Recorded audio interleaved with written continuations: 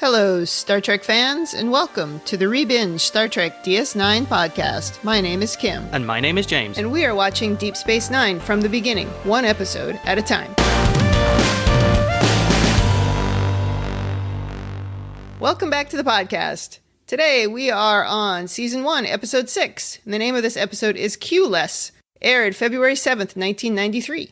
And we get to see our favorite character from Star Trek The Next Generation. Well, certainly one of my favorite characters. Yeah, I was very excited to see Q. I wouldn't say that Q is my favorite character, but I certainly enjoyed his time on Next Gen, and I also enjoyed him on Voyager, which of course comes after this in sequence. But still, it was good to see that we were going to get a Q episode. Oh, he was great fun in Voyager. Before we jump into this episode, let's talk about anything from the previous podcast which we need to correct. Anything? No, I think it was perfect. As always. As always, right? There is one thing that I wanted to talk about. Only one? Yeah.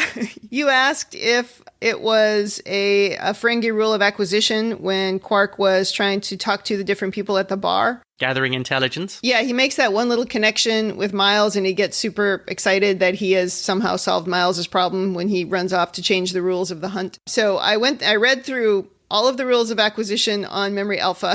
There are a lot of them, and I found two that sort of apply, but these two are actually from novels, and they're not from the show, so I don't know if you want to count them as canon. I guess that's completely up to you. But the two are number 87, which is learn the customer's weaknesses so that you can better take advantage of him, which is great, very Ferengi. That is, perfectly Ferengi. And then the second one is number 135, which is listen to secrets but never repeat them. Oh, that's interesting. I could see how both of those things would profit a Ferengi, so it makes a lot of sense. Yeah, definitely. And if you have a secret, you probably wouldn't want to tell it because then somebody else might be able to profit from it. So, right. Definitely Ferengi. All right, let's get into this episode. I will say this is an episode that I actually remember because one of the scenes in it I really did like because I thought at the time it was very funny. I don't remember this at all. I wonder if I gave up after the last episode. I mean, as everybody who listens to the last episode knows, I gave the last one a thumbs down. Maybe I stopped at this point. I thought I lasted longer than a season. Oh, interesting. But I have no memory of this episode whatsoever. Yeah, I think I liked this episode because I was excited to see Q again. Or I was certainly interested to see Q again. Remember, at this point as well, I had not had a huge amount of exposure to The Next Generation. All right, let's go to the cold open, which is Bashir having a conversation with the camera. When we join him, we don't know who he's talking to yet. And he is having the most boring conversation with himself. He's saying that he was fighting the toughest battle of his life, and he looked around to discover his colleagues were gone. He considered giving up. He closed his eyes, took a deep breath, and then the answer came to him, a pericardial membrane. Then the camera moves around, and now we see he's talking to a female Bajoran, which you can recognize because of the ridges on the nose and the earring. And then also we see that Miles is sitting behind her, sort of eavesdropping. I don't think he's eavesdropping on purpose. He's just sitting at the table behind her. Immediately gives an eye roll. He's definitely listening to Bashir's extremely boring stories. And he is, once again, eye-rolling Miles. Well, he's so ridiculous in this scene. I don't even really know how to describe it. I find him just sort of gross. He's so full of himself. Yes, he is sort of very full of himself. Yeah. He seems more like somebody who sort of just newly graduated rather than in their mid-20s, but that's just my take. So he says he punched the answer into his computer just as the buzzer sounded, ending the exam. And that's the stuff that salutatorians are made of. And I wrote down in my notes, oh my God. In other words, he was proud to be second. He was proud to come in second. But even that, I mean, even if he had come in first as valedictorian, and he does say that he missed some other medical mumbo jumbo thing in his orals, or he would have been valedictorian. But I almost think it would have been worse if he was sitting there bragging about being valedictorian. But here he was bragging about being second. That is probably the worst date conversation I would honestly imagine. It's so bad. It really bugs me because then he takes her hand in his hand and she says, oh, fascinating. And I wrote down, no, it's not fascinating. But somebody thought that it would be fascinating. So either she's lying, which I hope she is, or she's an idiot, which is entirely possible, or somebody thinks that this is the kind of thing that is a real turn on to women. And let me tell you, it isn't. That is hilarious. Well, Miles knows the deal because Miles is in the background rolling his eyes just going, oh, God. It bothers me that there's an implication even later that this kind of crap that he does, that it works. I don't like it. I find it quite disrespectful. I think it's nerdy writers really hoping that that was how the world works. That it works? Oh, my God. Oh, God, I didn't even think about that. Let's just say We got off to a very bad start. I was very happy to see Q was in this episode, and also even in the little description it said Vash was in this episode, right? And I was like, ooh, call back to Next Gen, my favorite show, love it. And then 30 seconds into this episode, I'm annoyed. That seems about right. So, all right, after this nonsense, I wrote down that Miles kind of gags behind her as this is going on, which seems like the appropriate response. And then before we are tortured anymore with this, Sisko calls them and says, hey, Miles and Bashir, come to landing pad 5. There's another HR complaint against Bashir. Yes. So as they walk out together, Bashir says, Starfleet medical finals. It gets them every time. I don't even know how to express how annoyed this scene made me. I'm trying to suppress dying with laughter because that's what I was thinking watching this going, Kim is going to love this. Kim isn't going to like that. But it just reminds me of, I was in college, my roommate Tracy. Hi, Tracy. I hope you're listening. Whenever there would be something that was not appropriate or was like outside of having proper manners, we would all say, Tracy's not going to like that. And so that was you watching this going, yes. Kim's not going to like that. It's so funny because seriously. It's so bad. Yeah. Did they not know in 1993 that there were female viewers and that they should try to keep them? I mean, were we so do you think that we were supposed to find it funny that he was so out of touch? Is it supposed to be funny? Because Miles seemed to kind of get it, right? I think what they're trying to portray is that Bashir is a bit of a charmer. That's what they're trying to portray. But my opinion is it's kind of coming off as sort of lamely nerdy rather than sort of sophisticated. Yeah. I don't find it charming at all. That did not work for me. Instead, he just seemed like he was completely full of himself and that he was working too hard to be impressive so that he could somehow get the girl. And that is the most off-putting thing to me. What's funny about that is you could actually take a jump sideways and look at Kirk and look at Kirk's behavior in The Voyage Home when he goes to dinner with the marine biologist. Yeah. And how the difference in that dynamic there, where he is sort of, where William Shatner is being William Shatner being charming, I think. But he's a charmer because he is down to earth. Yes. There's a slightly different dynamic. He's not just trying to crush on the girls at that point. He's certainly older and wiser. Yeah. But yeah, I would say in that scene, he does show true charm. Yes. Yeah. Whereas to me, this is not true charm. This is the worst kind of written baloney charm. It's not right. Yeah. Okay, I would agree with that. I really hate to start the podcast this way, but there's a lot more of this crap to come in this episode. Okay. Looking forward to it. Oh, let's go to landing pad 5. Yes. All right, we go there. Apparently that's where we go anyway, because now we see Sisko and Kira, and they're trying to open the door of a shuttle, or they call it the runabout, which is the Ganges, right? Yes. Yeah, okay. They're trying to open the door, and Dax and Ensign Polly, who we have no idea who Ensign Polly is, but Dax and Ensign Polly are trapped inside. Kira says they barely made it back through the wormhole before running out of power. So Miles and Bashir get there, and Miles is saying, well, there's not enough juice even in the ship to release the servos. Life support is down, and oxygen levels are low. You'd think that they would plan something better, like an emergency release handle. Don't you have a crank? That's exactly what I wrote in my notes, too, is that there really no failsafe to get the door open when there's no power on the shuttle? Flip a panel open, pull a few switches, and then you can actually hand crank the thing open. I'm sure you really like this part because Kira immediately takes out her phaser and says she's just going to shoot through the door. I love her. I forgot how just kick-ass she was. She's like, I've had it. Yeah. I'm just going to start shooting. Can I shoot it? And by the way, she's going to start shooting, and there's people everywhere, right? There's two guys standing right by the door, and she's pretty close to the door, and Sisko says, no, that's going to take too long. And Bashir says there are 3 life forms, not 2 in the Ganges, which confuses everyone. They're like, who's number 3? And then Miles plugs in a big portable battery, at least I think that's what it is. And everything lights up. It's like, Miles is a genius. And they push the door open, and Bashir runs in and runs right to Dax, because that's who he's in love with. And Dax is a little bit groggy, probably because of the lack of oxygen, but says she's okay and to check on the others. And then, surprise, we see Vash. Would that be Vash? At this time, her name is pronounced like Vash, like Bash, but we find out later it's pronounced differently. And when I went back and watched the last Next Gen episode that she was in, it was also pronounced Vash and Vash in the same episode. By the same person. By the same person. So we'll probably call her both in this episode. Yeah, we'll randomly call her Vash. Yes. Or Vash. Anyway, Miles sees Vash and introduces himself. She kind of pretends to know him, and honestly, he didn't really meet her.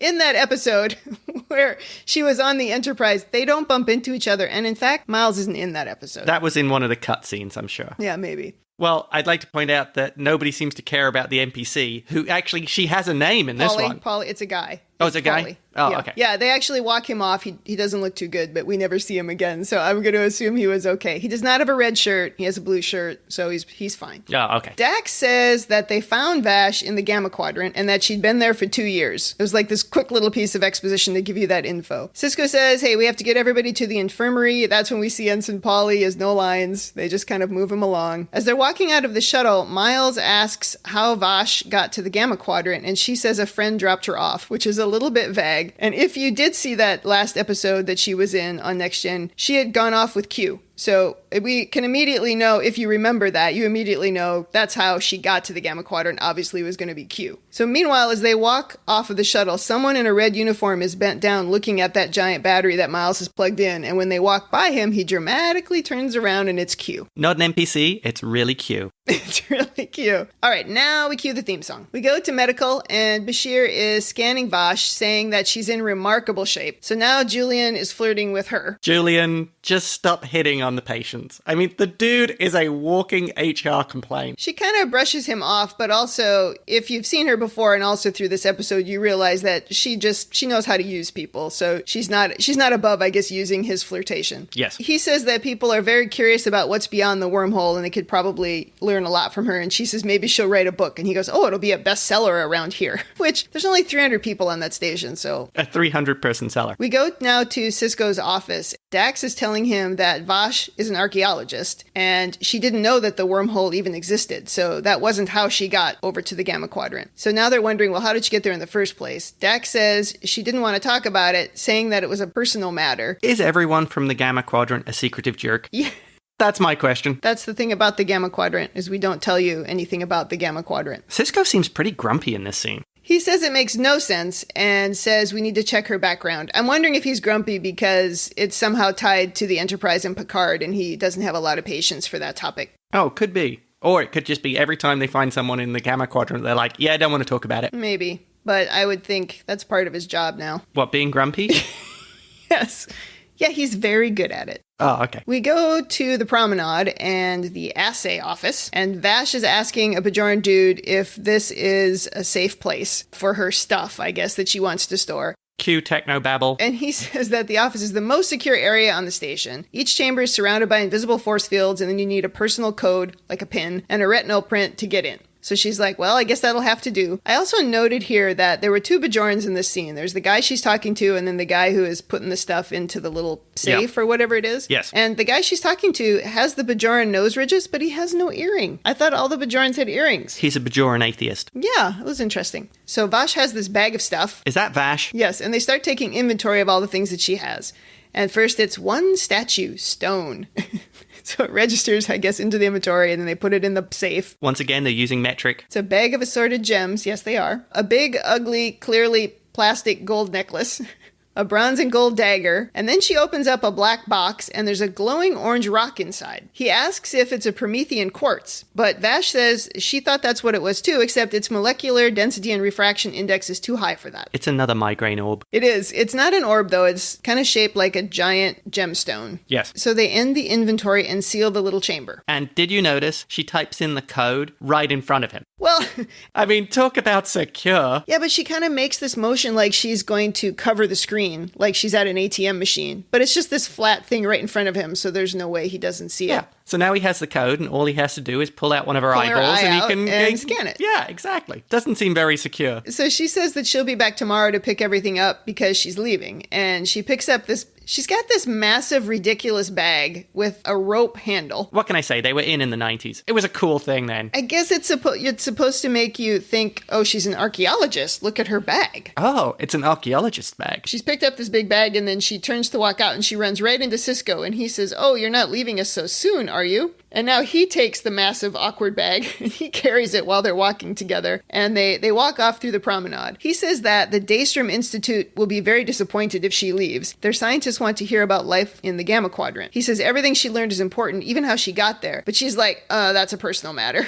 She's just like refusing to say. Sisko gets straight to the point here. There's no messing around. There's no beating around the bush. It's like, yeah, he's got things he wants to find out. Well, she says that it's ironic that the Institute wants to speak to her since they suspended her membership from the Archaeological Council. He says he heard that, something about selling artifacts. And then she says when choosing science or profit, she'll choose profit every time. And I think that's an important lesson for us to learn about Vash. We learned that on Next Gen, but we're relearning it here. So all that stuff she picked up was pretty much stolen. Basically, she's like Indiana Jones. That's certainly the implication. We don't really learn that, but that's definitely what's implied. She says she hasn't been on Earth in 12 years, but she might like to go back, and he says he'll arrange passage for her. Oh, in that scene, did you notice in the background, because I'm the one who loves to watch in the background, the guy from the assays office walking into Quark's bar? I did not notice. So he's probably going to share with Quark what he just saw? Yeah, exactly. Oh, not the main guy, the other guy. Yeah, the other guy. Had no lines. Yes. I did see that. And also, most importantly, 942 is the first sighting of Morn. Excellent. So Morn was actually heading into the bar. Now we jump to the Ganges, and Miles is workerman Miles, got his sleeves rolled up. He's talking to Sisko, and he's scanning an open panel in the floor, saying there's nothing wrong with the ship. The power reserves are empty, the inertial damping fields are barely operational, the warp drive containment field is on the verge of collapse, but there's nothing wrong with any of them. He says it's like something tapped into the ship's systems and drained them dry. Cue ominous music. So now they're leaving the shuttle, Sisko and O'Brien. Sisko asks how well he knows Vash, and he says, hardly at all. I only met her that one time she was aboard the Enterprise. You know, that episode he wasn't in. And he says that she was close friends with Captain Picard, saying that they'd met on Risa. He says she must be a special woman being friends with the captain and all. Interesting. Did people really talk like that in the 90s? I'm guessing so. Well, certainly in Star Trek they did. And he says something like, close friends with Captain Picard, if you get my meaning.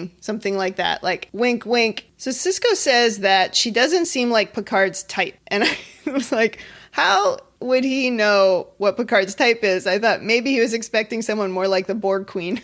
Oh, yeah.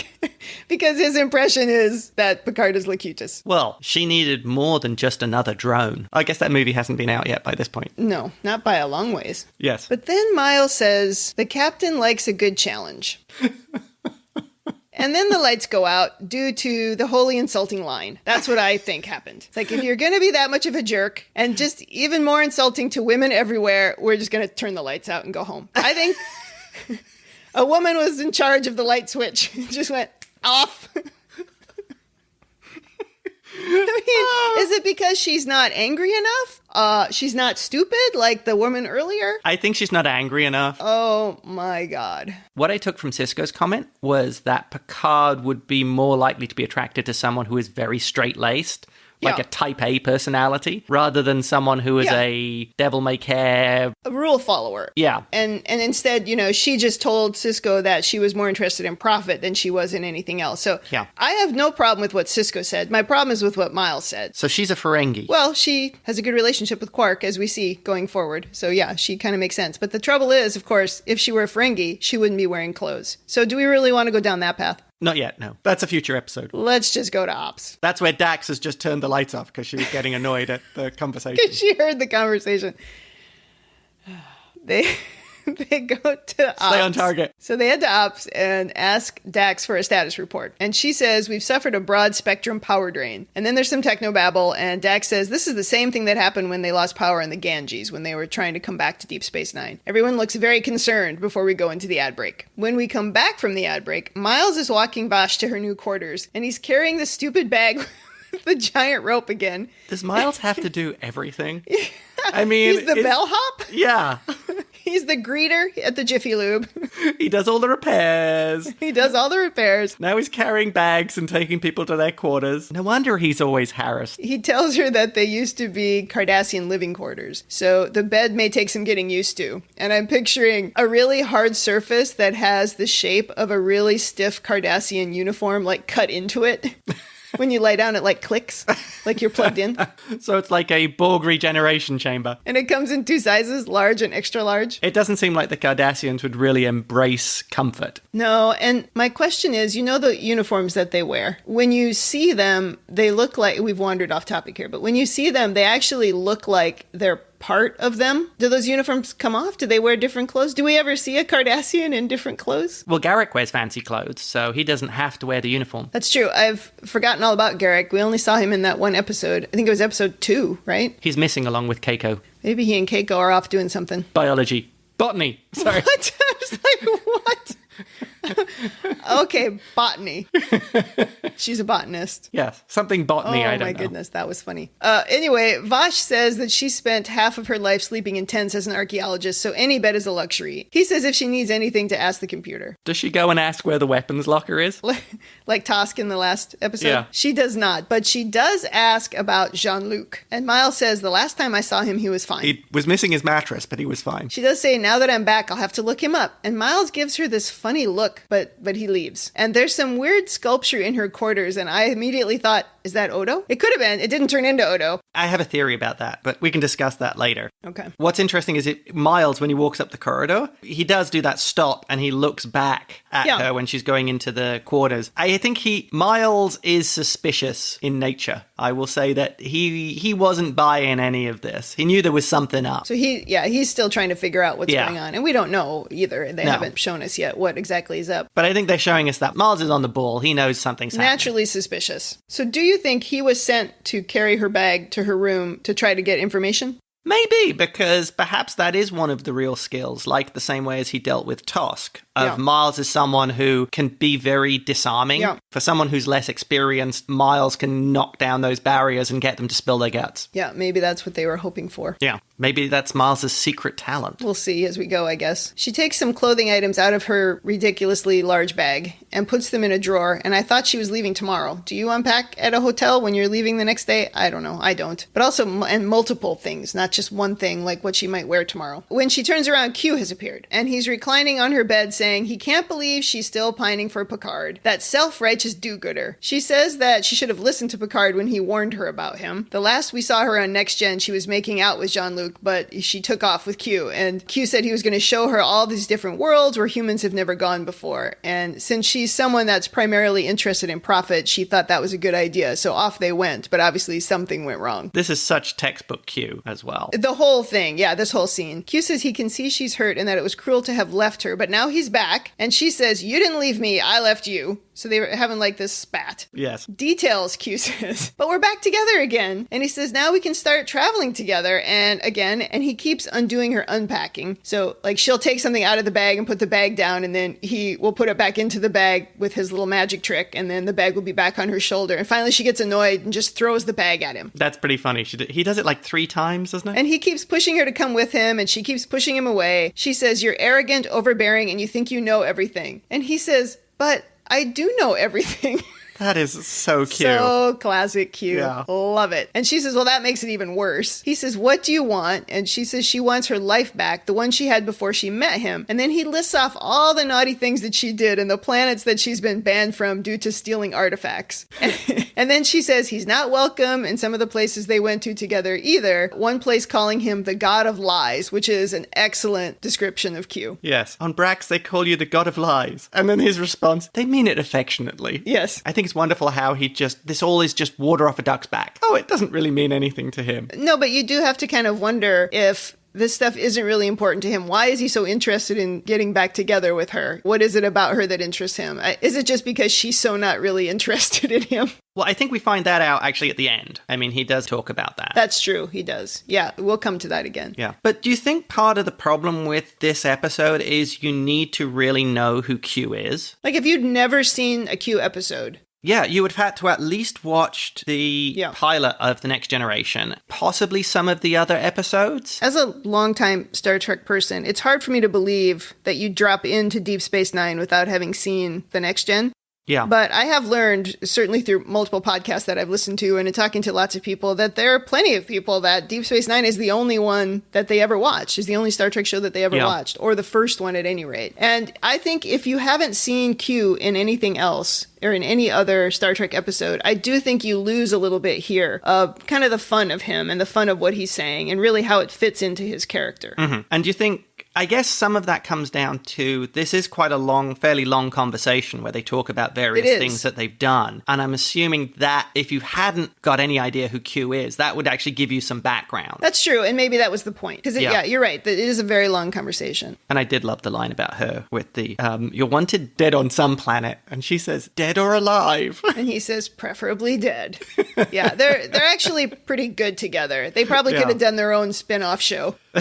I think it's interesting because it definitely shows her moral standing is about the same level as Q's. Well, that was, if you watch that episode from Next Gen, which I think is called Cupid. Yeah. That is his attraction to her, is that he felt like she was a little bit more like him than certainly Picard was. He liked Picard because he liked the witty repartee between the two of them. But he certainly had very little in common with the way Picard thought or acted. But he thought that he did have something in common with Vash. Or at least he found her interesting and different. Yeah. Okay. Then the doorbell rings, and in comes Quark with a bottle of something. I think it's a bottle of wine. Q says, go away, and he disappears. It's a very specific effect that marks a thing that Q does. It's like a white light and a sort of star effect. So he disappears, and she says, bring him back now, and he asks, what business could she possibly have with that disgusting little troll? There are a lot of times in this episode where Q says, what's on my mind? And there's another example of it. It's the best description we've had of Quark yet. She says she doesn't know what he wants because he didn't have time to tell her what he wanted. So bring him back this instant. So Q disappears before rematerializing Quark. It says something about Quark that he's sent away and restored, and it doesn't even put him off his stride. He stands there, blinks for a couple of seconds, and then is like, boom, right back on. Yeah, he just looks momentarily startled. Then he comes in and he says that it's come to his attention that she has access to items that might turn a tidy profit. So you're right, that guy from the assay's office obviously filled Quark in. Yeah, another one of Quark's contacts. Perhaps the guy likes to drink, and Quark knows that if you butter him up, you can get all sorts of information out of him for free. She takes the bottle from him and says she's listening, because she's always interested in a profit. And they sit down. I wrote down that they sit down creepily close to each other, as Quark says he can arrange a buyer for her trinkets for a percentage of the profits. And she says she'll only accept payment in gold pressed latinum. And he says, I'll shower you in it. Are there any non-sexual interactions between male and female characters? Not on this show. Not with Ferengis, anyway. Certainly not in this episode. It is ridiculous. He says 50-50. And she's like, I think you're trying to take advantage of me. Then he leans forward to pour her some wine, and she grabs his ears from behind and starts rubbing them. And he oohs and ahs and says, oh, you have a talent for oomox, which autocorrect kept turning into osmosis. You have a talent for osmosis. That's a very interesting thing to have a talent for. It's a very specific talent. What's funny is, watching this, I thought that was really kind of questionable scene right there. I'm like, yeah, it's like they're implicating something else. They are implying something else. And I wrote down what they're implying, but it was 1993 and they weren't going to say it or give a bigger hint of it. And this is a family podcast and I'm not going to say it. But if you watch the scene, you know what it is. And I will say again, not okay. He makes these pleasurable noises, which, what did Q call him? Some kind of troll. Disgusting little troll. I had to go back and look. You're going to be the one editing this whole section. But he says he won't be distracted by her feminine wiles, and he wants 40%. She keeps rubbing his ears, saying, what magnificent cartilage. This is quite gross. It really is. And then he says 22%, and he falls back on the couch satisfied. Oh my God. She Yuck. manipulated him far too easily. I mean, I don't think Quark is actually as business savvy as he likes to think he is. Rule of acquisition number 94, females and finances don't mix. Yeah, Quark does not seem to follow that one because I think he was totally outclassed in this negotiation. She opens the door and kind of ushers him out because obviously this ear thing is all we're doing, and tells him that he can go ahead and make all the arrangements. And he says, oh, you are very, very good. And if he says it in that just gross, disgusting way that he has when talking to females. When Quark leaves, Q appears and says, how perfectly vile. That seems to be an accurate summary for this scene from your perspective. Actually, from most viewers' perspectives, I think that would be an accurate summary. Q is my hero in this episode. I didn't always love him, but he's my hero in this episode. He's the one pointing out the obvious. But we're not done yet. with the obnoxious crap in this episode, because now Bashir rings the bell and Q disappears again. And Bashir comes in saying that he tried to come by with a medical reason for his visit, but she's in good health. So instead he invites her to dinner at Quark's, where they make a delicious couscous. Is Julian trying to rival Quark for hitting or creeping on every woman in the station? Yes. Yes. Any other questions? No, that was it. They're both disgusting. Anyway. So he's invited her out to dinner. Again, I don't understand why you don't just order couscous from the replicator in the room. We had that conversation a couple episodes ago. Anyway, he says, at least the company will be mildly entertaining. And I thought, no, not really. You're an arrogant, transparent bore. He's going to be telling the lame exam story again, isn't he? I almost wish he did, because I think it would have been funny to watch her pretend that was interesting. I don't think she would pretend it was interesting. Not unless it was in her favor. Exactly. And that's, of course, what we're supposed to believe about her, is that everything she does is about how could she get profit. I don't know how she get profit out of Bashir. He doesn't have anything. I think she is a Ferengi. She's a Ferengi in disguise. The funniest part of this scene is that Q appears behind Julian and he starts making faces.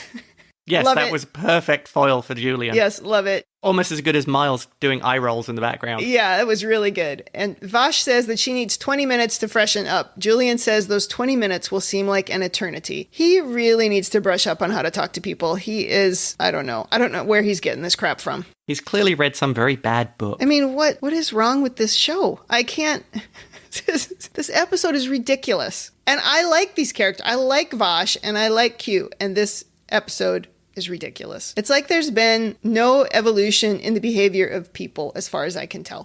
Thankfully, he leaves as Q reappears, and Q says that these human mating rituals are disgusting. And That sounds about right for Q. Again, very amused by everything he has to say in this episode. Yes. She tells him to get out again, and she says she can take care of herself, and he says, really? We'll see about that. And we know from his appearances on Next Gen that when he says something like that, you should be worried, because something's coming. Yeah. I wrote in my notes, I'm just going to read you this last sentence of this section. I wrote, please don't make me watch Bashir having dinner with Vash. Oh, classic. But you could get to hear his exciting stories. Oh my god. Now we go to Quark's, and Q appears as a Bajoran waiter at Bashir's table, because Bashir's sitting there waiting for Vash to appear. And he says to stay away from Vash. She's nothing but trouble. And he tells Bashir that he's looking very, very tired and starts yawning, which makes Bashir yawn. Bashir says that he is feeling spent and that he's now going to have to go and lie down. And Q says, hopefully by yourself for a change. Which brings us full circle with the smarmy behavior at the beginning of how talking about his medical board exams really is bringing in the ladies. Very unrealistic. Yeah, it really is unrealistic. As Q walks away from this scene, Miles sees him and is alarmed because Miles knows who Q is. Just as Miles kind of turns towards the camera, he says, bloody hell. That was great. Yes. The look on Colm Meaney's face. Very good. He did a great job there. The look is priceless. Yep. Now we go to Ops, and Kira is saying that the Klingon scout ship is leaving Docking Bay 11. Sisko says, good, I'll tell Odo he can relax now. That would probably be very stressful for Odo, knowing what the Klingons are like. I wonder if it was the Klingon sisters. I love those two. Miles comes in and tells Sisko that he saw Q on the promenade. What's Q? Kira asks.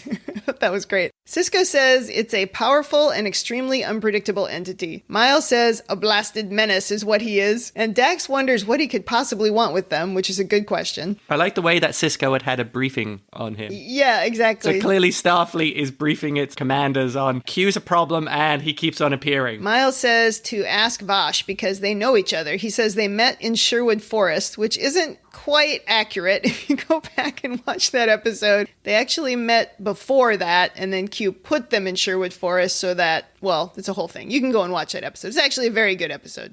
Yes. But then this is where I wrote down, wait, Miles called her Vash at the beginning, and now he's calling her Vash. Nobody knows how to pronounce her People name. randomly call her names. And I think I've said it both ways as well. Yeah. I mean, Vash is perfectly acceptable. And again, the lights go out. Dax says that the main power grid has dropped 80%. I wondered if Miles had a much bigger battery that he could plug in, like the one that he plugged into the shuttle, because they need some external power. Yeah, he's getting frustrated now, because I liked his comment of Yes. how it's the first time everything's working. It's the first time in a month things are working. Plus, if you notice, we also get to see more angry Kira. She's getting very annoyed about the power outages. Yeah, there's a lot of techno babble, right? And then the power kind of normalizes, and then Kira turns to Miles, and she just shouts at him. And she says, if we have one of these outages during a docking procedure, we could lose an entire pylon. She's so angry. What? It's not his fault. Well, I would assume because things keep on breaking down. I mean, I think they've been on the station for a while trying to get things to work. So the assumption would be if they're having power outages or the power grid's breaking, it's purely a fault with the engineering group, that something else needs to be repaired or something else needs to happen. I guess that makes sense. But I think, again, if this is a leadership podcast, yelling at people is not how to get something. Yeah, that should be maybe Sisko could have a meeting with Kira and explain about how... It's actually weirdly out of place. They're talking about it. They're all upset about it and trying to figure out what's going on. But she just turns and just yells into the camera about this. I didn't actually take that as she was yelling at Miles. I took it more as she's just frustrated with the situation. Miles was frustrated as well. Yeah. And I took it as Kira was she's much more, the character's more volatile. Like, as you pointed out earlier, it's that we can't get the door open. Okay, I'll blast the door off. I'm just going to shoot until it opens. So I took it as more of her just venting her frustration at, another thing's broken that could cause bigger problems. Okay. Yeah, Miles says that he's double-checked everything. And like you said, for the first time, there's nothing wrong with any of them. So he says it must be Q. I mean, he'd mentioned earlier how Q likes to play jokes. I do like how Sisko very calmly says, I'm not laughing. Like, that's not a joke that I'm amused by. More love for Avery. We go to Quark's now. Vash is in a slightly booby pink outfit, and she's talking to Quark, and she's showing him the orange glowing rock, saying that they should auction this piece off last. She's drinking something of the same color as her dress. That's what I noted. I thought that was cute. She has a pink drink and a pink dress. He immediately starts to downplay the value of this rock, saying he'll take it off her hands for 7 bars of gold-pressed latinum. He's being very Ferengi because she goes, it's worth 50 times that. He's trying to swindle her and failing miserably. He laughs awkwardly and says, oh, that's ridiculous. Okay, I'll give you 18. She's just, nope. Bidding starts at 200 bars, and she closes the case. And I think he yells, okay, 30, but she still forget it. I keep feeling he's totally outclassed by her. She's in like a different league. In many ways, yes, but also a little bit later when they actually have the auction, you can see where Quark's skills will help her out, right? Yeah. So it ends up being a pretty good partnership. He says that he can't decide if the wine he's drinking or her negotiating skills are more intoxicating. And will there ever be a female character on the show that isn't viewed as a sexual object or an angry woman? Or I'm getting really tired of it. No comment. Oh, gosh. Sisko arrives at this moment, steps in and says he needs to talk to Vash, chasing off Quark. Sisko has the total don't mess with me face in the background. Yeah, he's like, get out of the way. That is the equivalent of last week where Kira did the march out and ready for the gang fight. Serious face, yeah. He asks her about Q, who at that moment we see is eavesdropping just a few seats away, and he flips his chair around and says that he'll tell Sisko whatever he wants to know, and then he says, is Starfleet penalizing you, or did you actually request such a dismal command? Q. Straight into the insults. Q is speaking for me in this episode. A couple of podcasts ago, you made the comment of, a punishment posting. Yeah. You and true. Q seem to be on the same wavelength here. Yeah, weirdly, I am with him. Sisko gives him a really withering look before we go to an ad break. But then when we come back, Sisko is saying that he wants Q off the station. Q says this dreary little gulag could use a little color. And I thought gulag was an awfully harsh word to use in this situation. But he says he does like the new uniforms. And he does the Q finger snap, and he changes immediately into the same uniform that Sisko is wearing with that little mock turtleneck under the red uniform. Yep, change the uniform. And Sisko's not impressed with his little tricks, but he does tell him that the power outages need to stop. And Q says, he's the galaxy's whipping boy. He's such a martyr. He's a very C-3PO. Yes, I'm picturing C-3PO. We're made to suffer. Yeah, because he says, heavy is the burden of being me, which was great. Sisko asks if he wants sympathy because he's not going to get any. And Q says he's looking for a witty repartee. At least Picard knew how to turn a phrase. So at the end of the day, Q is just a very mischievous god. Yes. He's the god of lies. Yes. Oh, god of lies, right. He's a little bit like Loki. Yeah, or the Greek god Dolus, I think it is. The trickster. Yes. Vash tells Q to take a hike. Q says she's a lowly human and he's the Q. Sisko says maybe we should talk alone. So, of course, he snaps his fingers and everybody disappears. And Sisko grabs him by the lapel, but Q isn't really threatened. He's not afraid of him. He then turns it into some kind of fighting ring, putting them into funny costumes. Oh, this is my favorite part of this show. This is the part of the show that I remember watching originally and just going, oh, I love this. This is so beautifully cute. He creates like a little boxing ring, and he brings the people back and they're sort of spectators cheering around them. Marcus of Queensberry rules. Right, which is some old-timey boxing rules from London, which I looked up. And also Q's got this big fuzzy mustache. That is a 9.5 out of 10 mustache there. That is a great mustache. No nonsense. And he's dancing around Sisko, punching him in the face a couple times. And Sisko just seems annoyed. Now, Quark and Vash, who were disappeared a few minutes ago, have reappeared. And Quark tells her that he'll wager 5 bars of latinum on Sisko, which she's like, okay. And then Sisko steps forward and punches Q in the stomach and in the face, knocking him down. And Sisko makes a face like, you made me do it. Sisko is not messing around. No. Another scene with Sisko just being very down to earth, I'm not playing your game. Yeah. I'm just cutting straight to the chase. But I mean, if Q really used his powers, it would not be good for him. Well, that's the thing. I mean, Q is playing, and I think that's an important part of what Sisko is doing here. Sisko doesn't want to play his game. Right. I mean, he's an extremely powerful being and could destroy the station, destroy all of them, do whatever he wants. Yep. So Sisko, I think, his best thing he can do is register that, I'm not really going to play this. Yeah, and I think that the Next Gen crew would get into trouble a lot because they would try to make themselves be above him. Right. Which just never worked out well for them at all. Well, I think that fits with the Next Gen versus DSN. Yeah, it's a different mission and different motives. Yeah, this is Sisko being on the ground and making decisions that work now and work in this situation rather than taking a moral high ground and debating Q of the rights and wrongs of this situation, as I could see Picard doing. Quark says, you can pay me out of your profits from the auction because obviously Sisko won the fight. Q is laying on the ground shocked. He delivers the line from the show that I always love, which is, you hit me. Picard never hit me. He's very hurt and offended by this. Yeah, he is. Well, he was so shocked because that never happened to him before, right? But Sisko says he's not Picard, and Q says, no, you're much easier to provoke, which is fortunate for me. And then he disappears. And so that's trouble. Well, yes and no, because he seems genuinely surprised at Sisko's reaction here. And this is where I wonder about Q's ability to actually understand. Q has an enormous amount of knowledge and an enormous amount of power. But the thing I think he's lacking in is actual understanding of people and motivations. Well, but also I think the thing is with him, he's bored. Mm-hmm. And he's quite often just trying to entertain himself. And they're all just playthings. And he said it even earlier about the witty repartee with Picard. He enjoys that. That's fun for him. But he can't get Sisko into that. Instead, Sisko just punches him, which I guess he doesn't find as fun. It's not like it really hurts him. Yes. But it's not the game he wants to play. Right. And I think that is genuinely surprising to him if he didn't think that would be the outcome, which I find is one of the flaws of the character of Q. He doesn't necessarily know how things are going to work out and doesn't understand why they work out that way. I see this as Q when he says, oh, you're easier to provoke. How fortunate for me. I see that more of Q going, oh, well, yes, I meant that to happen. In a very sort of, in a petulant kind of way. Sure. Well, he is a little like a petulant child. Right.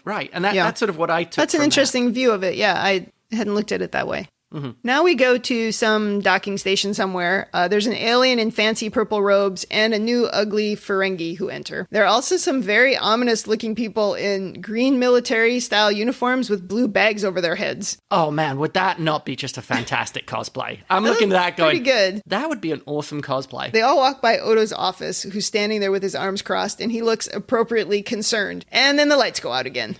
Oh, but now they have an atmosphere breach as well. It's just getting better. Well, yeah, because we go back to Ops now, and they're all just sort of rolling their eyes over the lights flickering again, and they suddenly seem to all, lean to one side as there's a big gust of wind that comes up, blowing from right to left across the screen. Dax says they're losing atmosphere, and Sisko tells Miles to raise the confinement shields and activate decompression protocols, and he does. Wouldn't that happen automatically? What if nobody was near a console? Yeah, you'd think. And some hull fractures have also occurred around the station station, but repair crews are responding. And we do a little jump now, and we see Dax is scanning one of the hull fractures. This is, again, one of those cases where we jumped scenes really quick, because do you remember this? We jumped scenes really quick, and I don't quite know how it happened, and there wasn't even a commercial, I don't think, right there. No, there was not. But she's scanning a hull fracture, and Dax says, we should start negotiating with Q. And Sisko says, I don't think Q is behind this. It just doesn't really seem like his style. That is true. It's a little bit too direct. Yeah. Well, I think Q would find that kind of boring. Q is more interested in, are they going to be able to resolve this problem? He's finding that fun. Yes. Now we go to Odo's office, and Odo has called Quark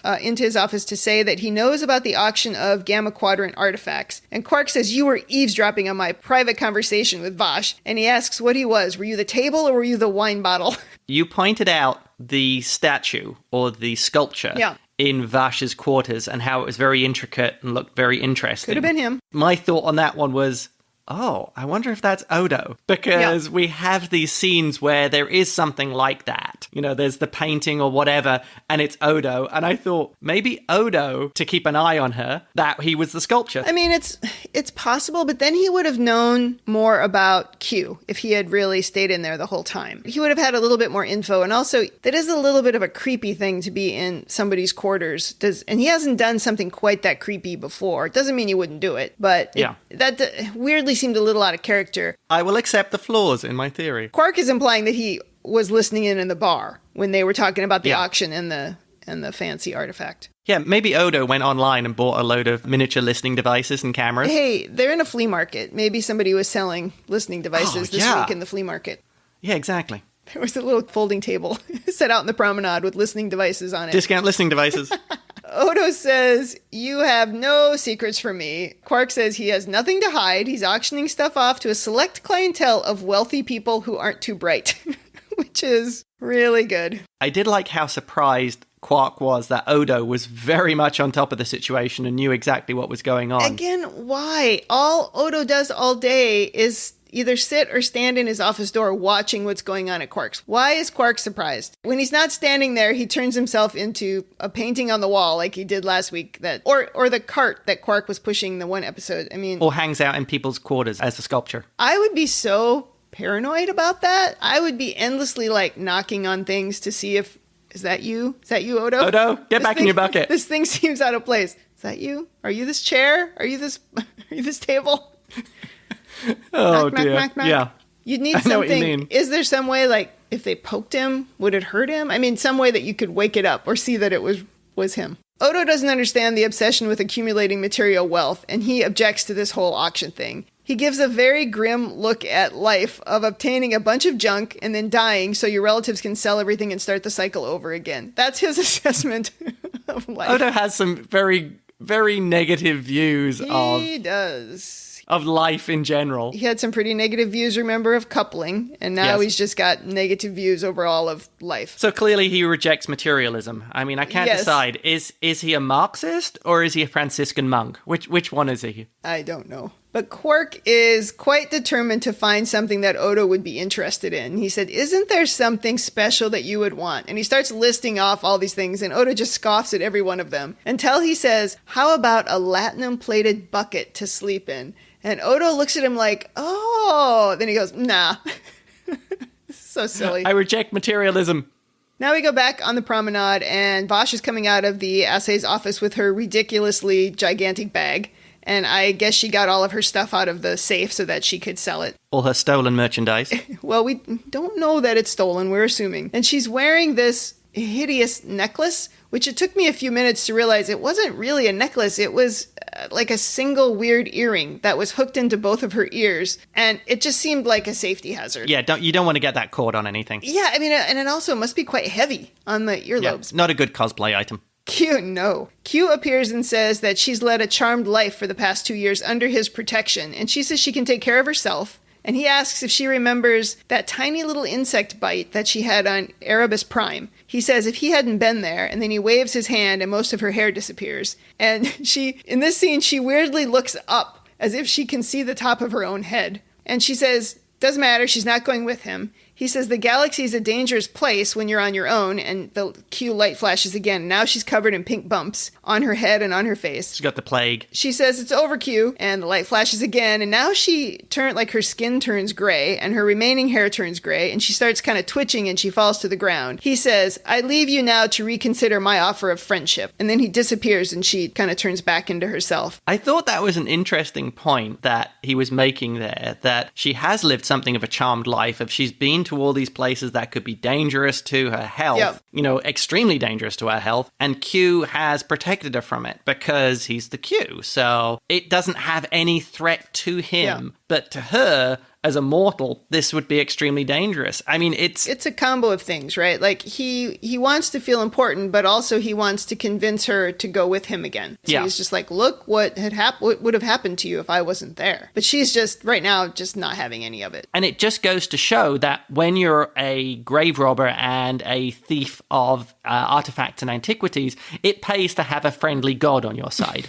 Yeah, that's good. She was benefiting from having Q with her. Yes. It's interesting as well because it ties into, do you remember the episode with the young girl who was actually a Q from The Next Generation? Yep. Where she could compel people to do things, but it didn't work because compelling them wasn't the same as people doing things by choice. People wanting to do it, yeah. That was an interesting episode as well. We go to an ad break, and when we come back, Sisko is giving a station log concerning the power drains, saying their life support system will fail in 14 hours. Shouldn't we be evacuating people? Yeah, like right now. What are we waiting for? Do they have an emergency button? They have a red alert. Do they have an emergency evacuate now? Well, I would have thought they had a quarantine button, but remember, there was no quarantine protocol that locked anything down. So clearly there's no evacuation button. Because, you'd think you would just push the evacuation button and all the lights would flash up around the station. Please leave. Evacuate now. Yeah. Proceed to the exits calmly. Maybe that's a Cardassian thing. Maybe Cardassians are like, yeah, if it all goes down, we're dying with it. Maybe. In Ops, everyone is trying to solve this power drain problem. Miles says the Cardassian sensors on the station are too crappy and they can't find the cause of the power drain. Dax says maybe they can trace the source if they flood the station with a small amount of some kind of gas. Tritium gas. What's funny about that is I actually had to turn on the subtitles because the first time I heard it, I thought they said tritium gas. And I'm like, wait a minute. You're going to release a radioactive gas into the station that's actually toxic and poisonous? Well, kind of poisonous. It is poisonous, right? But she says they'll just reduce it in a low enough amount that it won't hurt anyone. Q appears with his arm around Sisko and says, Picard and his lackeys would have solved all this technobabble hours ago. More insults. No wonder you're not commanding a starship. Yeah, ouch. And Sisko kind of shrugs him off violently. And then Kira calls for security. How little she knows. Security's not going to help. And he says, ooh, to Kira, he's like, oh, a feisty little go-getter who's probably after Sisko's job. Well, she had Sisko's job before they kicked her out the office. That's true. And Miles says, why don't you do something useful like torment Cardassians? And Q says, do I know you? And Miles says he's from the Enterprise. And Q says, oh yes, aren't you one of the little people? Oh my gosh, that was Q great. has all the best lines in this episode. Then maybe the best part, he calls Sisko Benji. Oh, quite a motley crew you've assembled here, Benji. Yes. He says that they're kind of focusing on the wrong thing, and he says Vash is engaging in base commerce, setting Federation ethics back 200 years. Believe me, gang, she's far more dangerous to you than I. And then he disappears, and they all look kind of confused. Isn't that a huge hint there? Big hint. Go see what's going on. But no, we don't do that. Do you think that's because nobody actually really trusts Q? Well, why would you? They think he's playing another one of his games, or he's leading them astray, or doing something. I'm sure that's part of the briefing that Sisko got. He's only honest in as much as he needs to be for whatever it is that he's looking for. Yeah. Now we go to Quark's, and that alien in purple robes appears in Quark, saying that the Gamma Quadrant items better be real. Quark kisses up to him, calling him Kolos. He calls Quark an obsequious toad and orders a synthale. You're getting all the best descriptions for Quark this episode so far. All the greatest names in this episode. Have you disagreed with any of them so far? No, none. And Quark says something to the effect of, like, he doesn't care about the rudeness. He only cares about their money. So he's not offended. Perfect. Quark then asks Vash about a permanent partnership, because obviously they're saying they worked well together. Excitement, adventure, profit. She says that she slept in her last tent and wants a quiet life on Earth. He doesn't think she'll last in that life. And then the station rumbles again, because I guess another power drain. Yep. More graviton fields. We jump back and forth here now between Quarks and Ops constantly all the way to the end of this episode. So we go back to Ops, and Dax is saying that the graviton field is increased by 60%. She won't be ready to do the sensor sweep for another 7 or 8 minutes as the gas hasn't built up enough yet. Kira says they're being pulled out of position, and they show the station kind of flying along from the outside. They take systems offline except for emergency systems, and it doesn't stop them from moving right towards the wormhole. And they all look pretty worried as we go into the ad break. They're heading straight for the wormhole. There's a great shot of the station flying towards the camera. Unfortunately, lots of color artifacts, but it's great seeing the station flying along. So there's an ad break, and then we see more shots of the station. Because it's still moving towards the wormhole. Just in case you forgot since the ad break, because they were like 30 minutes long in the 90s. Yeah. Now we go to the auction in Quark's, and it looks like it's some kind of private room off of the bar. I don't know. But it's dark because the lights are out. And Vash is talking about that little stone statue, and she starts talking about the history of the civilization where she got it, and everyone looks completely bored. Is this a terrorist meeting room? From episode 2? Maybe. Yeah. Quark steps in and he's like, what are you doing? And he changes it and he does a quick sales pitch to get the bidding started. And clearly this is where Quark's strength comes into play. Yes, he definitely knows how to run an auction and to appeal to those customers that he's brought in. Well, and we also have, I wrote down the Ferengi rule of acquisition number 153, sell the sizzle, not the steak. Yes, which is what he's doing that actually here. applies very well there. Yes. Then we jump back to Ops. Finally, they can scan for the source of the power drain, but they can't quite pin it down yet. Kira says they're going to hit the wormhole in 18 minutes. And again, I say, why are we not evacuating? Nobody's doing anything. Beep, beep, please evacuate. Oh my goodness. Miles says there isn't enough power for deflectors or anything else to protect them, and they're going to be in a billion pieces if they go into the wormhole. O'Brien really drops the hammer there, and they cut to a very concerned-looking Sisko. Yes. We go back to the auction, where life goes on as if nothing is happening. Kolos, the guy in the purple robes, he buys the statue for 36 bars of latinum. I call him Carlos. It's not Carlos. You can look it up. Not only is it in the closed caption, it's also in IMDb and Memory Alpha. He'll always be Carlos to me. Quark moves on to the dagger with the interesting gems, starts that at 40, and Vash is holding it up like Vanna White. She's like going, see, look, ooh. Dagger from the Gamma Quadrant. Yes. Q is sitting in the back, and he says, hey, I thought you guys might like to know that the station is hurtling towards its doom, and that you'll never be able to enjoy your purchases anyway. Yes, to quote, it's very unlikely any of you will survive to enjoy your purchases. Right. And Quark says, no, everything's fine. And he offers up free drinks and the use of the holosuite for free. So everybody goes, okay, no big deal. Q can be surprisingly callous. Yes. There's almost a disinterested detachment from everything that's happening. Well, he's immortal. And so he's seen things come and go his whole existence. So he has no concern for that. Yeah, I guess. But it does seem rather callous. Well, sure. He's Q. He cares about himself. And everybody blames him for things. He's such a martyr. He's the whipping boy of the galaxy. Vash goes to the back of the room and asks Q if he would kill all of these people just to get her. And he said he thought about it, but he doesn't have to because the station is in enough trouble without his help. God, I love Q in this episode. He's so great. He says, I'd gladly save you if you had just asked. And she says she'll take her chances with the others. And he says he'll just sit there and watch. Because I've never seen a space station torn apart by a wormhole before. Yes. And then Quark says his cousin Stoll, who is the Ferengi we saw earlier, he gets the dagger for 105 bars. Stoll at that time sticks his tongue out. Why? I don't know. It was weird. It's a Ferengi thing, I think. It's the only thing the actor could move wearing all that makeup. I did think about that. Maybe that was the only thing he could do because he could show no facial expressions or anything, so he just stuck his tongue out.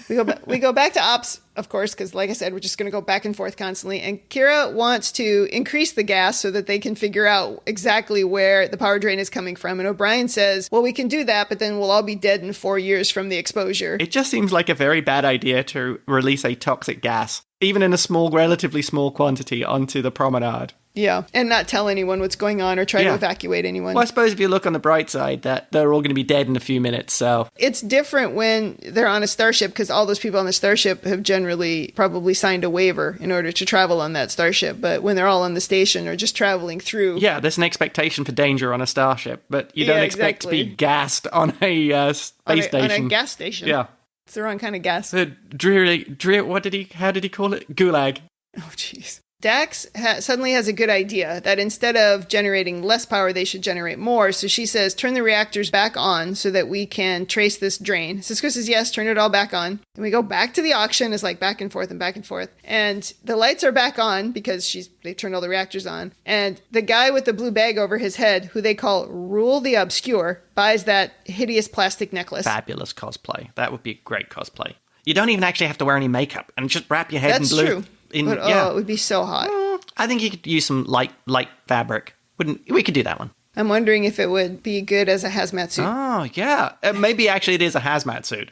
Now they open the box showing the orange glowy rock, and bidding starts at 200 and escalates up very quickly to 600 with I don't know if you noticed this, but a hand raised up and it was 6 fingers. I don't know whose hand it was. Oh, I missed that. But we nice just saw touch. It's like a 6-finger hand who said up to 600. Nice touch. And now in ops, we're 3 minutes from the wormhole, and Dax finds the power drain is coming from the promenade. Back to Quark's, and as the bid hits 2,500, Dax, Sisko, and Kira enter with their tricorders. If you noticed, Miles was left in charge of ops at that point. I mean, Yes. Seriously, this guy gets stuck with everything.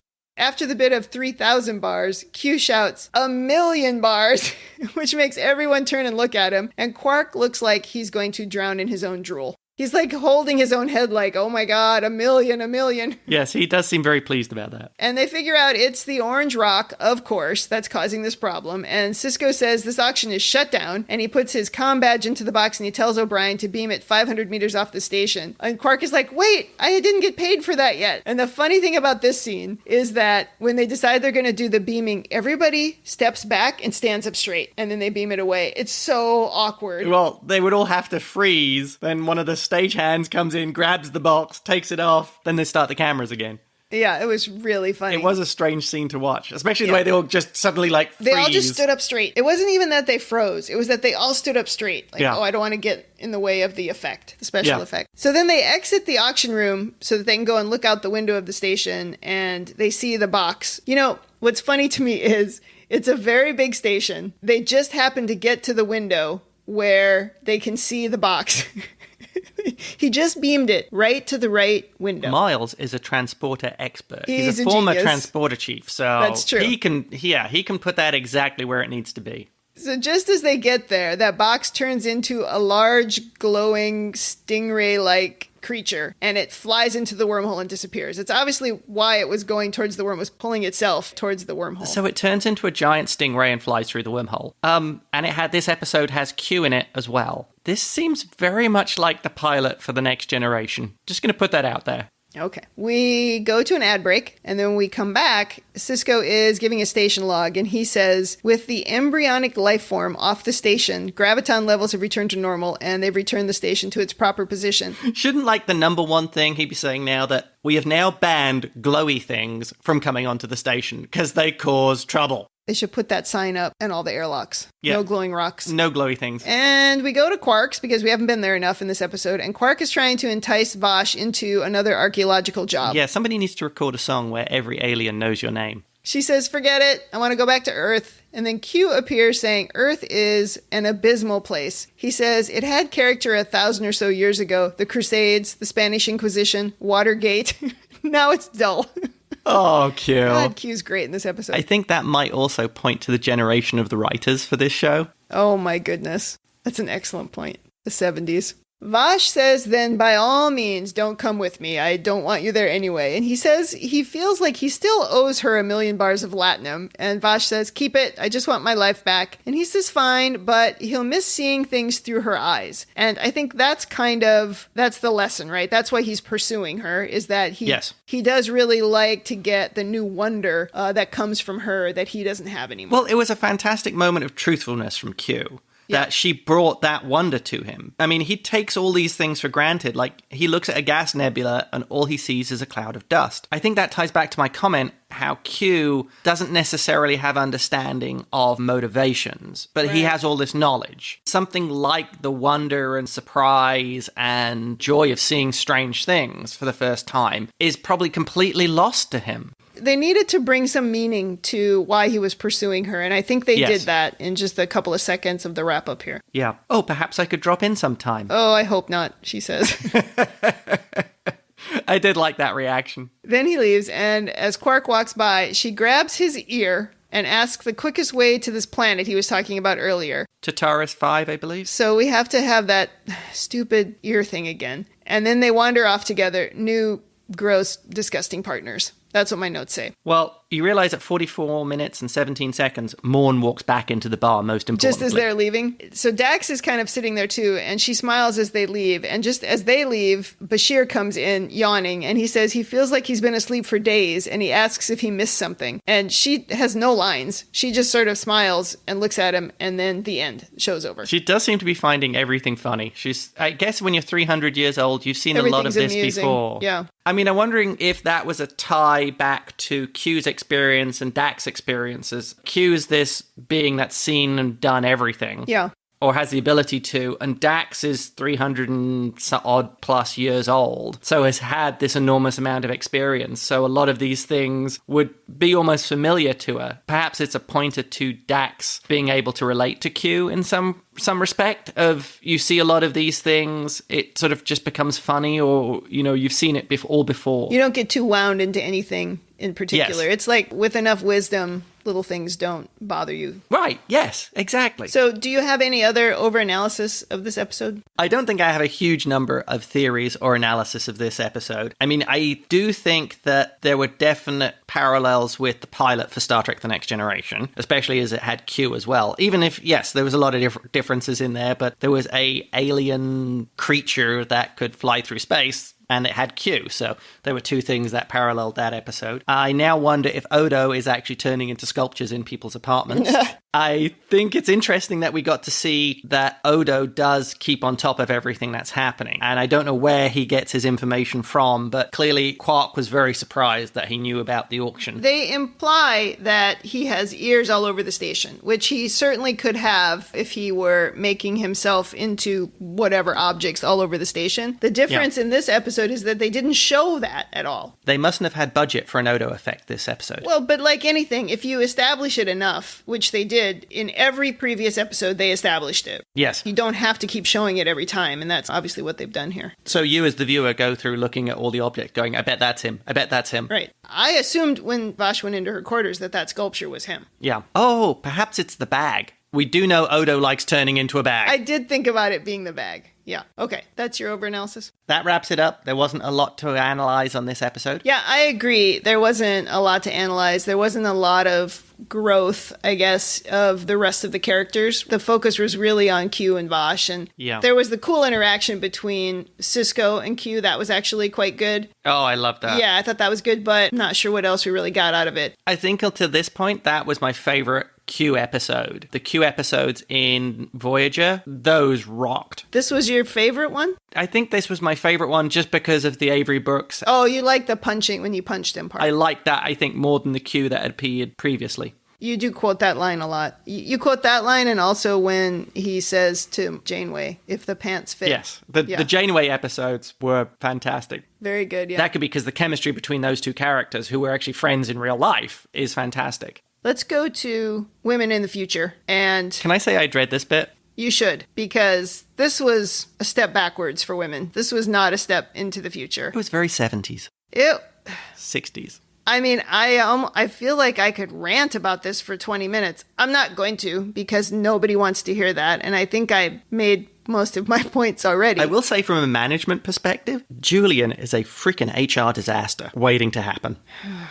That implied that women were idiots. And the part with Vash and the ear rubbing nonsense, that implied a lot of things I'm not going to say. But it did imply that women, or at least that particular woman, didn't care whether or not she was giving sexual favors or whatever you want to call that in order to get what she wanted. That is not an advancement for women. And then there's Kira and her one line where she's just shouting. Dax has no character development whatsoever. We've really not developed Dax at all since the pilot. She smiled. I think she's the subject of the next episode, which is good. Yes. And no Keiko. Still missing. I think, to be honest, Keiko is in probably less than a dozen episodes total. Yeah, I know. But every part of me wants to stop watching this show. They've got to do better. I'm going to keep watching, but if it doesn't get better, I'm just going to get more annoyed and my ratings are just going to get worse. I'm holding on to the fact that a lot of people have told me season 1 is rough. The trouble is is the thing that I don't like going to get better, or is it just that the character development is going to get better? I'm finding it really difficult to enjoy. Yes, clearly. But what I will say is, I loved Q in this episode. I thought Q was hilarious. I laughed at almost everything he said. I really enjoyed it. I was excited to see that Vash and Q were in it because I love Next Gen, and it was like, great, let's bring Next Gen into it. But holy cow, Vash was awful. Was Vash like this in the previous episodes? Well, I mean, no. Not as blatant as she was with Quark, no. I mean, I suppose you could argue if you went back and looked at it, was she really just using Picard? Maybe, but it still wasn't written in the same way that was so horrifically demeaning to her. Oh, okay. And to women everywhere. Yeah. And I think part of it, too, was that Picard really respected her because she had this archaeological interest. Well, she's a very skilled archaeologist, isn't she? She just actually has absolutely no moral compass when it comes to stealing and profiting. Yes, and that was the thing that he didn't like, that she was going to places that people were banned from going to, whatever, because he likes to follow the rules and he's a by-the-book guy. But at the same time, they were kindred spirits. Yes. In that they had this interest in older civilizations and in these artifacts and whatever. It's just that he was interested in it for the education of it and she was interested in it for profit. So their motivations were different, but their interests were similar, and they kind of clicked. But she was also interested in the actual civilizations. She was, right. As well.